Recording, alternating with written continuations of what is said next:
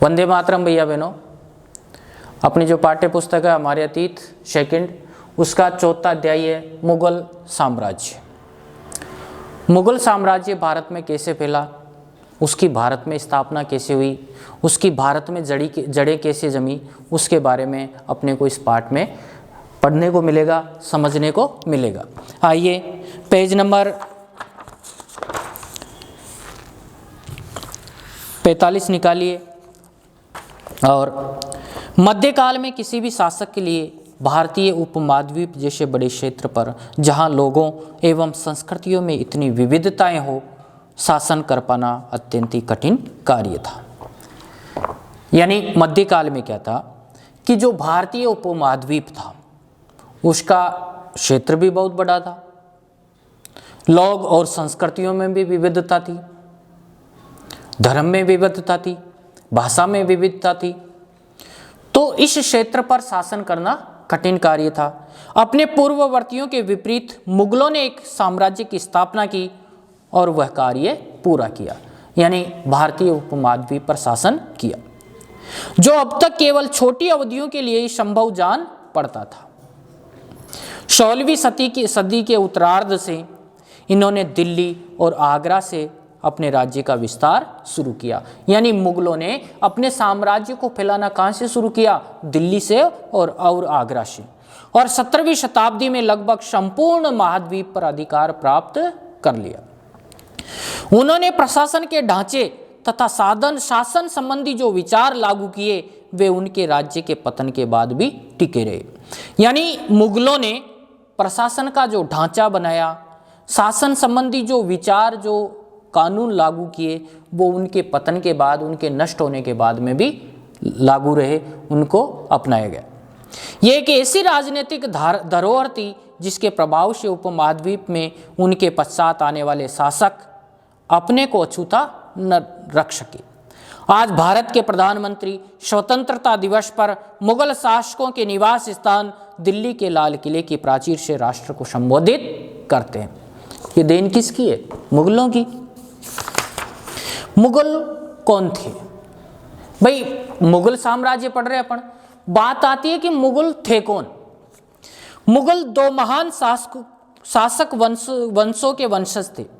माता की ओर से मंगोल शासक चंगेज खान, यानी अपन ये माने कि मुगल, और ये हुआ माता और ये हुआ पिता। तो भाई माता की ओर से तो चंगेज खान, ये कहां का शासक था? मंगोल का।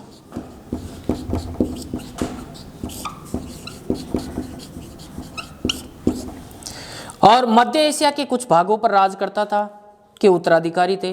पिता की ओर से वे ईरान, इराक एवं वर्तमान तुर्की के शासक तैमूर के वंशज, यानी पिता की तरफ से किसके वंशज थे?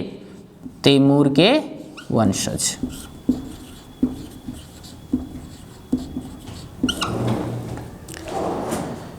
परंतु मुगल अपने को मुगल या मंगोल कहलवाना पसंद नहीं करते थे। ऐसा इसलिए था क्योंकि चंगेज खान से जुड़ी स्मृतियां सैकड़ों व्यक्तियों के नरसंहार से संबंधित थी। यानी ये जो चंगेज खान था, इसके नाम से जैसे ये मंगोल का शासक था, मंगोल का शासक होने की वजह से इनको क्या बोलने लगे? मुगल या मंगोल। तो मुगलों को ये कहलवाना पसंद नहीं था। क्यों पसंद नहीं था? क्योंकि चंगेज खान के ये धब्बा लगा हुआ था कि उन्होंने नरसंहार किया था। यही स्मृतियां मुगलों के प्रतियोगियों उज़्बेकों से भी संबंधित थी। दूसरी तरफ मुगल तैमूर के वंशज होने पर गर्व अनुभव करते थे, अपने आप को गौरवान्वित महसूस करते थे। ज़्यादा इसलिए क्योंकि उनके इस महान पूर्वज ने 1398 में दिल्ली पर कब्जा कर लिया था। यानी इस तैमूर के वंशज ने, इस तैमूर ने 1398 में किसके ऊपर कब्जा कर लिया था? दिल्ली पर। उन्होंने अपनी वंशावली का प्रदर्शन चित्र बनवा कर किया। प्रत्येक मुगल शासक ने तैमूर के साथ अपना चित्र बनवाया। ये जो पेज नंबर 46 पे चित्र बना हुआ ना वो। अब मुगल सैन्य अभियान। प्रथम मुगल शासक था बाबर। यानी प्रथम मुगल शासक कौन सा था? बाबर। प्रथम मुगल शासक। और इसने कब किया? 1526 से 1530 तक शासन। 1494 में फरगना राज्य का उत्तराधिकार प्राप्त किया, तो उसकी उम्र केवल 12 वर्ष थी। यानी जब ये 1494 में फरगना का उत्तराधिकारी बना, फरगना का शासक बना, तो उस समय उम्र कितनी थी इसकी? 12 वर्ष। मंगोलों की दूसरी शाखा उज्बेकों के आक्रमण के कारण उसे अपनी पैतृक गद्दी छोड़नी पड़ी। कौन सी? फरगना छोड़ना पड़ा। अनेक वर्षों तक भटकने के बाद 1504 में काबुल पर कब्जा कर लिया और उसने 1526 में दिल्ली के सुल्तान इब्राहिम लोदी को पानीपत में हराया और दिल्ली और आगरा को अपने कब्जे में लिया। यानी पानीपत का प्रथम युद्ध, पानीपत की प्रथम लड़ाई 1526 में बाबर और इब्राहिम लोदी के मध्य हुई थी।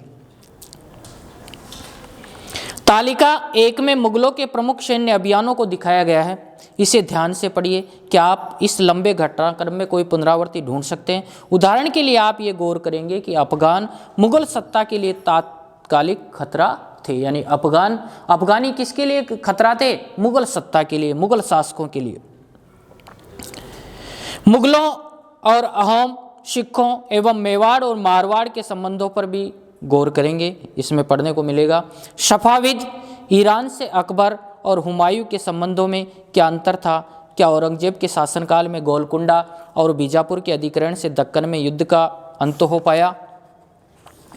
यहाँ तक आप इसको अच्छी तरह अध्ययन करोगे, समझोगे, और जो आपकी व्यवस्थित दिनचर्या आपने बना रखी है उसके अनुसार अपनी दिनचर्या का पालन करते हुए अध्ययन करोगे। धन्यवाद।